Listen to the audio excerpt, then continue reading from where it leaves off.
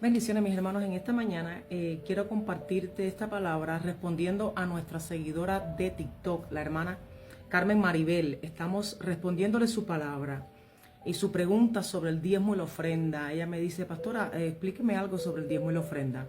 Te voy a explicar esta mañana. El diezmo y la ofrenda no comenzó con la ley de Moisés, no. En el libro de Génesis 14, versos del 18 al 21, tenemos que el padre Abraham diezmó a Melquisedec. Estamos hablando del libro de Génesis.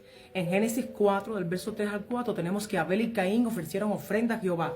Te hago una pregunta: si en ese tiempo no se había establecido la ley del diezmo a través de Moisés, ¿quién les enseñó a ellos a diezmar y ofrendar? ¿Quién se los enseñó? El mismo Espíritu Santo.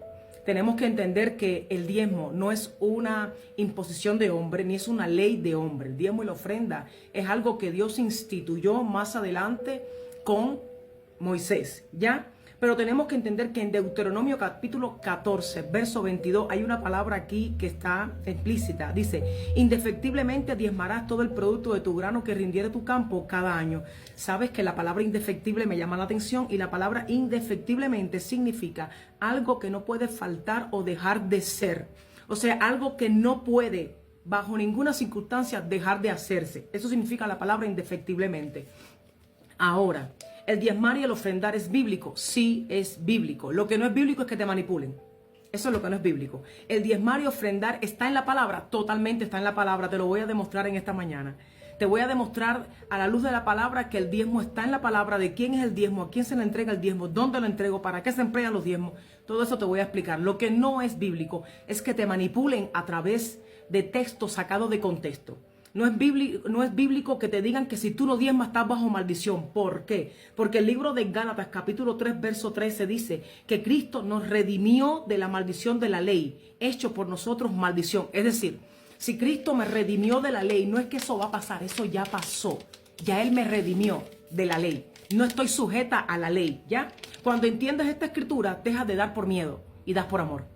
Cuando tú entiendes que Cristo te redimió de la ley, tú dejas de dar por temor, dejas de dar porque otros dan, y das por amor, por obediencia y por compromiso al Señor.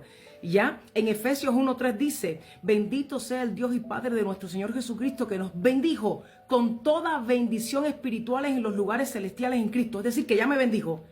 Entonces, esa manipulación de hoy: si no diezmas estás bajo maldición, si no diezmas Dios no te bendice, si no das todo tu carro, tu casa, tu dinero, si no pactas, tú estás bajo maldición. Esas son manipulaciones de hombres, de vagos que no quieren trabajar. Discúlpeme, te lo voy a demostrar por la palabra. Cuando te hacen creer en tu iglesia local que si tú no das una cuota mensal de dinero, tú estás bajo maldición. No, no das porque tú estás bajo maldición. Das porque por gracia, no das por presión, no das porque te obliguen. Das porque la palabra lo dice, y el darle al Señor los diezmos y la ofrenda me convierte a mí en un promotor de que el evangelio crezca en la tierra. Damos por amor, damos porque estamos comprometidos con la obra de Dios, no porque estoy bajo maldición. No, la palabra nos dice que si yo no doy, estoy bajo maldición. Damos porque fuimos amados desde la cruz. Damos porque Dios se entregó desde la cruz. Doy porque yo quiero que la obra de Dios crezca en la tierra, no porque estoy bajo maldición. Deje de creer esas manipulaciones de hombres. Damos por generosidad, no porque estoy bajo maldición. Quiero que tú entiendas que cuando tú das a la obra de Dios, tú estás dando para que la obra de Dios se establezca en la tierra, crezca, se multiplique, no porque estás bajo maldición. También damos para sostener a los que nos edifican. Como dijo pastora, claro que sí, porque la palabra dice que el que trabaja para el evangelio, que viva también de él. También dice la palabra en el libro de Gálatas capítulo 6, verso 6. El que es enseñado en la palabra, haga partícipe de toda cosa buena al que lo instruye. O sea, dar es honrar a aquel que me instruye en la palabra. Y dar honra es un principio escritural. Entonces tú no das sencillamente porque alguien te manipule. Tú das porque la palabra te enseña que el dar es honra a la obra de Dios. El dar doy por amor, por agradecimiento, por gratitud, porque me siento feliz de que la obra de Dios se expanda en el reino de los cielos. Porque las iglesias también pagan arriendo, pagan servicios básicos. Toda iglesia debe sostener a su líder. Toda iglesia debe sostener a su pastor. Su pastor tiene el derecho de ganar un sueldo mensual, porque él trabaja para que usted sea edificado, pero sin manipulaciones. Aleluya. Estamos en un tiempo donde todo es manipulado. Muchas cosas están siendo manipuladas. Damos porque amamos, porque confiamos en aquel que nos llamó a que su obra sea edificada en la tierra. Cuando diezmamos y ofrendamos, Dios no solo nos bendice, sino que también reprende al devorador por nosotros, pero sin manipulaciones ni imposiciones. Por favor, ¿qué es que te manipulen? ¿Qué es manipulación? Que te amenacen. Que te digan que si pactes por un milagro, pacta por 10, pacta por 20 para que Dios haga un milagro en ti. Jesús nunca cobró por hacer milagros. No, no das porque Dios te haga un milagro. El milagro más grande es que Dios te haya redimido de la perdición de este mundo. No, no das porque para que Dios haga un milagro en tu vida. Eso no es verdad. Eso es antibíblico. Jesús nunca le cobró a nadie por hacer un milagro. Bendito Dios.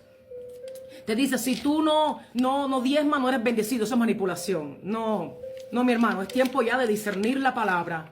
Esta hermana me hace la pregunta y yo respondo.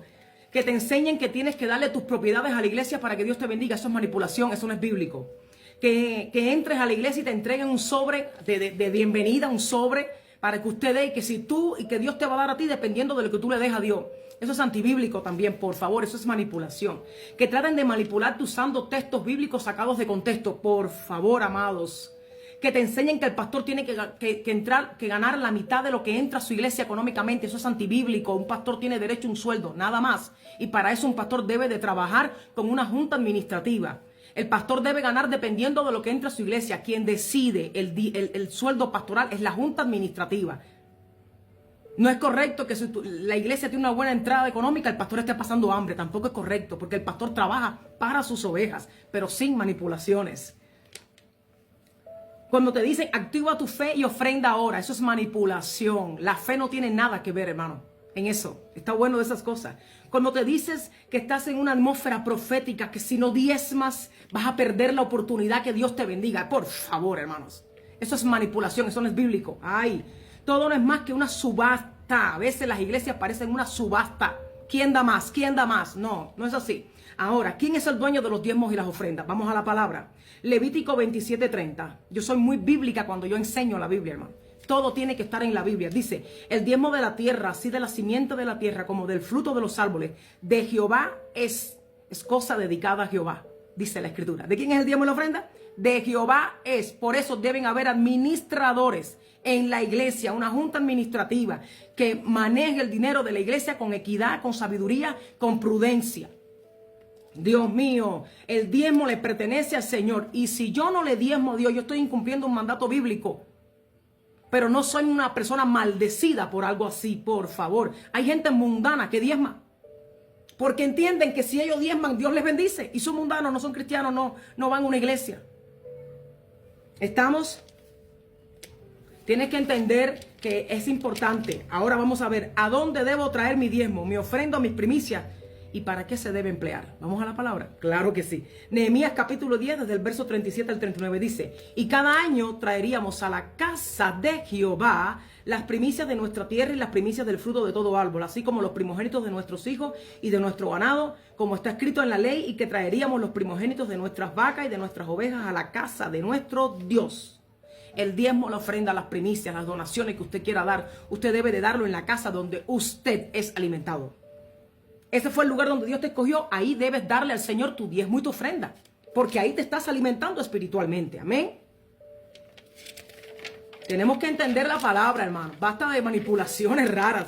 Ahora, ¿quién deben cuidar los diezmos, las primicias y las ofrendas? Nehemías 12:44. En aquel día fueron puestos varones sobre las cámaras de los tesoros, de las ofrendas, de las primicias y de los diezmos, para recoger en ellas, en los ejidos de las ciudades, las porciones legales para los sacerdotes y levitas, porque eran gran el gozo de Judá con respecto a los sacerdotes y levitas que servían.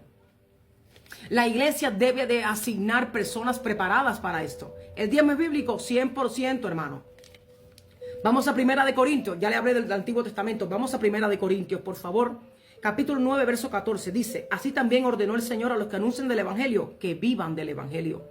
Toda persona que trabaja a tiempo completo en una iglesia debe percibir un sueldo, porque también come. Y está trabajando para su rebaño. Mateo 10:10 dice, el obrero es digno de su salario. Primera de Corintios 9:9, no pondrás bozar al buey que trilla, el digno es el obrero de su salario. Dice, ordenó el Señor a los que anuncian del Evangelio. ¿Quién lo ordenó? El Señor Jesús. Pero sin manipulaciones, no dejes que nadie te manipule, por favor. Usted tiene que tener su Biblia abierta. Dios mío santo. En un momento en Mateo 23, Mateo capítulo 23, verso 23, el Señor le dijo a los escribas y fariseos: ay de vosotros, escribas y fariseos hipócritas, porque diezmáis la menta y el eneldo y el comino, y dejáis lo más importante de la ley, la justicia, la misericordia y la fe. Esto es necesario hacer, sin dejar de hacer aquello. Guías ciegos que coláis el mosquito y tragáis el camello. El Señor no dejó el diezmo obsoleto, o sea, algo que ya pasó, algo que ya no se va a volver a realizar. Él lo dijo: es necesario diezmar, pero también tener misericordia, tener compasión, tener amor hacia los demás. ¿Sí? Entonces el diezmo no estaba obsoleto en el Nuevo Testamento, hermano. ¿Sí? En cuanto a la ofrenda para los santos, ahora estamos en 1 Corintios 16, 2. En cuanto a la ofrenda para los santos, este era Pablo hablando: haced vosotros también de la manera que ordenó a las iglesias de Galicia. Cada día de la semana, cada uno de vosotros ponga aparte algo, según haya prosperado, guardándolo para que cuando yo llegue no se recojan entonces ofrendas. Dios mío santo, la iglesia, el diezmo y la ofrenda fueron un papel importante en la iglesia del Nuevo Testamento, porque la iglesia del Nuevo Testamento daba reparticiones de comida diariamente, hermano. Es imposible que una iglesia pueda dar ofrendas a otra persona o pueda llevar ayuda a otra persona si no recibe, si no tiene gente piadosa que le dé. El dar el diezmo y la ofrenda es totalmente bíblico, hermano. No es algo que está obsoleto, ya se olvidó. Para que la iglesia primitiva diera como la iglesia daba, es porque la iglesia recibía. Entonces, ¿es bíblico el diezmo y la ofrenda? Totalmente es bíblico. Respondiéndole a nuestra hermana que nos ha preguntado, ¿sí? Es totalmente bíblico. Lo que no es bíblico, que te manipulen. El diezmo, la ofrenda, las primicias, es bíblico, no está obsoleto. En el Nuevo Testamento vemos a Jesús estableciéndole eso a los escribas y fariseos. Es necesario diezmar, pero también tener misericordia. Entonces, dale a Dios lo que le pertenece a Dios dar. Damos a la obra de Dios con gozo, con amor, con misericordia. ¿Por qué? Porque estoy comprometida en que mi iglesia local permanezca, se levante, crezca en todos los aspectos que una iglesia debe crecer. Y para eso la iglesia, que está en un mundo natural, también necesita economía. Pero que nadie te manipule. Que nadie te diga que si tú no le das a Dios, tú estás maldito, porque eso es antibíblico. Que nadie te diga, si tú no le das a Dios, vas a perder el mover profético. Por favor, eso es antibíblico y es manipulación. Así que en este día yo quiero dejarte esta enseñanza. El diezmo y la ofrenda es bíblico. El diezmo es de Jehová y debes darlo en tu iglesia local según las escrituras. Sí, pero que nadie te manipule. Recuerda, la iglesia no es una subasta. No es del que más dé, el que más dé o el que menos dé. Da y cuando des con corazón alegre. Dale al Señor desde tu corazón. Dale al Señor desde lo que Dios te ha dado a ti para que tú le des a la obra, sin manipulaciones. Eso de que Dios te dio este sobre y si tú echas aquí $1, Dios te va a dar a ti dependiendo de lo que tú le des a Dios. ¿Y qué hacemos con la cruz del Calvario? Porque en la cruz Él me dio vida eterna y redención a toda la humanidad. Y yo nunca le di a Dios $1 por eso. Así que por favor, respondiéndole este mensaje a la hermana, y espero que te haya complacido y te haya bendecido. Bendiciones.